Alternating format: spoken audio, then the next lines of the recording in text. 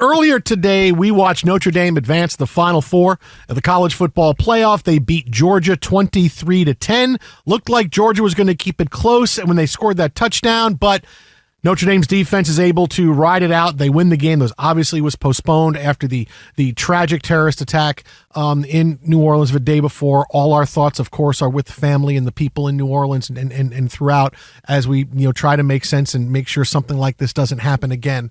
But look, this is what you listen to us for a distraction from that. We're going to talk about the football game. And look, this is a game where if I'm Kirby Smart, this is what I lay on my bed and I stare up at the wall for probably the next 10 years thinking about, is that Notre Dame played a really good game and Georgia played better than I thought they would, considering you have a backup quarterback who was coming in, and it's been a real time of flux because Carson Beck not only is hurt and he's out, he's also declaring for the NFL draft. Here comes Gunnar Stockton, who threw the ball well. Georgia dropped a lot of passes. They dropped a ton of passes. But this game was still there for them, and this is the decision that I just don't get. This is a defensive, and this is where you have to read the room and understand that this is the way the game is going, and it's not one of those, hey, it's 35-31 going to halftime.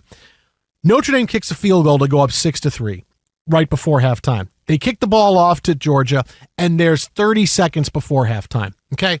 This is when you go to halftime. We have to get to halftime. It's 6-3. We've dropped all, but hey, let's get a break. And it's not that always you come up with halftime adjustments and fix things, but it's just get a break, catch your breath. Because I'm a firm believer that with a lot of athletes, when a game is going, sometimes you just need a few minutes to yourself. You need time to the game to slow down a bit, then get back out there for the second half. Go to halftime. If you had scored 21 points in the first half, I would say, hey, 30 some odd seconds, go down the field. Try to get there and kick a field goal, right? Try to tie the game. But it's 6-3. You're not scoring, okay? You're not scoring. For whatever reason, you're not scoring on this Notre Dame defense. They are playing extremely well. Go to halftime because the odds of you getting from your own 25-yard line into field goal position is not going to happen, right? It's not going to happen. Go to halftime. Make the smart play because disaster is what lurks because you're going to try to push the ball down the field when you haven't done that in the first half. And what happens?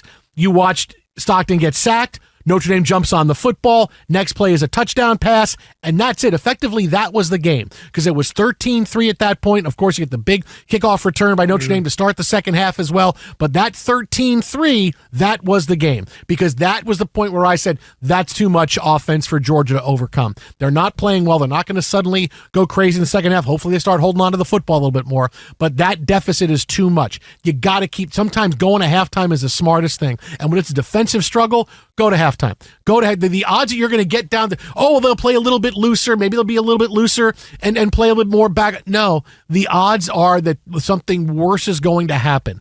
Just if they ran the ball, went to halftime, Notre Dame's not calling timeout. They're okay. You want to go to halftime? We'll go to halftime. We're up 6-3. We'll go to halftime. But no, and that was the killer. That was the killer decision because that needed to be a better decision by Kirby Smart. Okay, here's the way the scope of the game is going. 6-3. Okay, we've played poorly, but in the end, nothing awful, right? We're down by a field goal. We got a whole half of football. We got incredibly talented players here in the locker room. We're ready to go. But instead, let's try to push it for a ridiculously stupid reason, and disaster happened, and that was the game. That play was the game. Defense, you've given up 6 points. You're not moving the football well. Both teams finished with fewer than 300 total yards for the game. Even in all the post-game, Riley Leonard's like, this was not our best.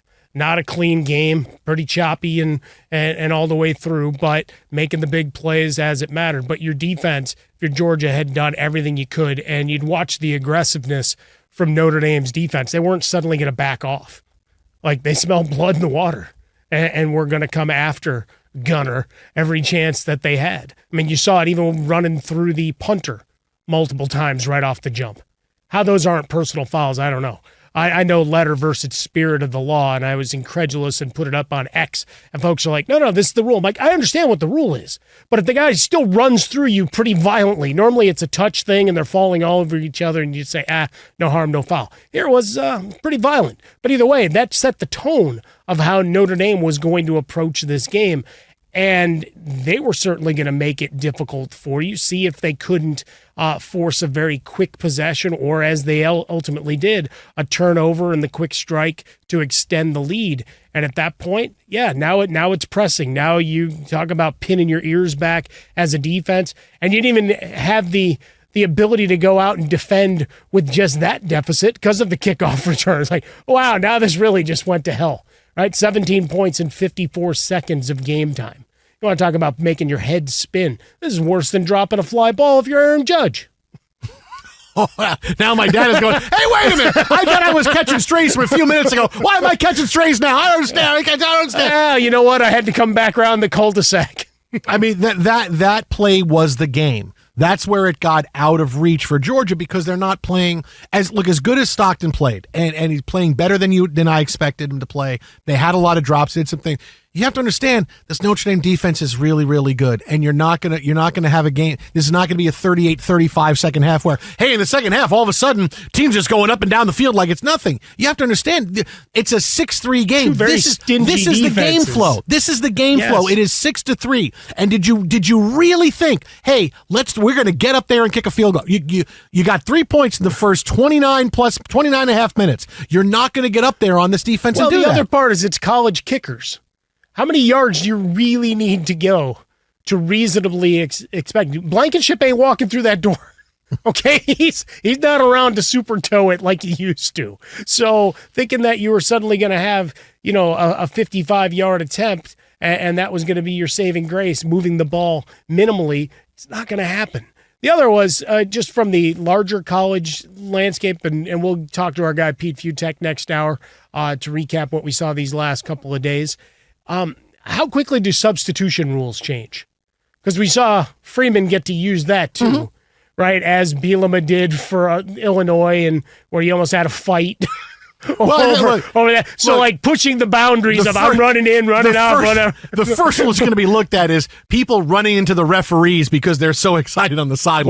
Well, we've seen that in a couple of, today. We've seen that in a couple of games. I think that's the first thing we got to look at. But referees got to be able to run up and down the field without getting run over. But that's another play that stands out as this maybe took a touchdown away, right? Because you would have been first and goal from the 11.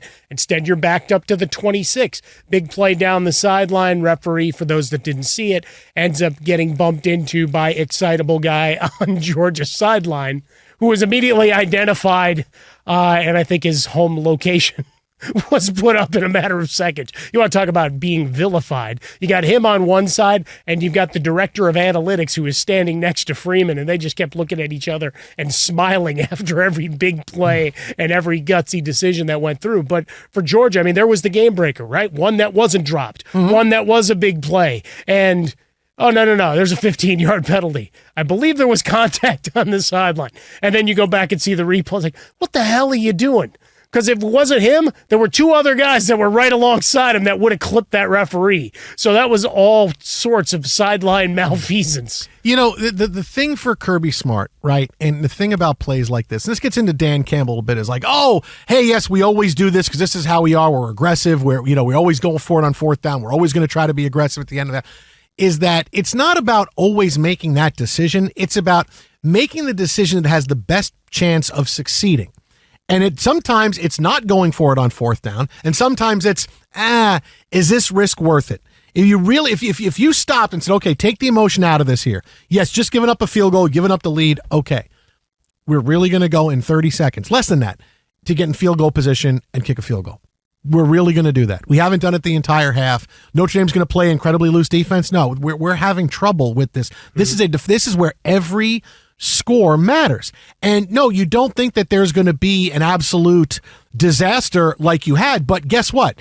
You're more likely to have a disaster happen than you are to get down the field at that point. And again, if it was a 28-28 game, try it. They're not stopping you. Your quarterback's making great decisions. Your guys are catching the ball. Go. That's the flow of the game. That's not understanding that a better decision, a more conservative decision needed to be made there to just get to halftime. Just get to halftime and then reset for the second half. That play, that was the game. More than anything else, that play was the game. And you know me, I usually love the aggressiveness, and I've defended Dan Campbell probably more than I should, because I like all right, let's go with where we are, down distance, but also what is game flow? What are our aptitudes? Where do we have potentially a mismatch we can exploit? And then all of it becomes about the excellence of execution, which in Campbell's case, much to the chagrin of your Detroit-bound extended family, why they seemingly have forgotten all of your ills against them for predicting greatness and leaving them at the doorstep is beyond me. But I'd rather do that than all right, let's play it safe. Loser ball, as we may call it sometimes in terms of your decision making. But for Kirby Smart here, in a 6-3 game that you haven't really generated anything consistently, you've seen Notre Dame's pass rush has been pretty strong. Now, they only recorded 1 sack on the game. That's not always the tale of the tape, right? As much as we love box score reading and whatever else, that's not how that game was being dictated. And there's no chance Notre Dame was suddenly going to say, yeah, let's play a soft zone coverage and let them move the ball and gain some level of consistency heading into the half. No chance in hell that was on anybody's menu there. So normally I would go for the aggressiveness, but expecting the big pop in those final seconds, no. Let's play through, because you're going to come out and play defense and try to grind this game out. And instead, look how fast it got away from them.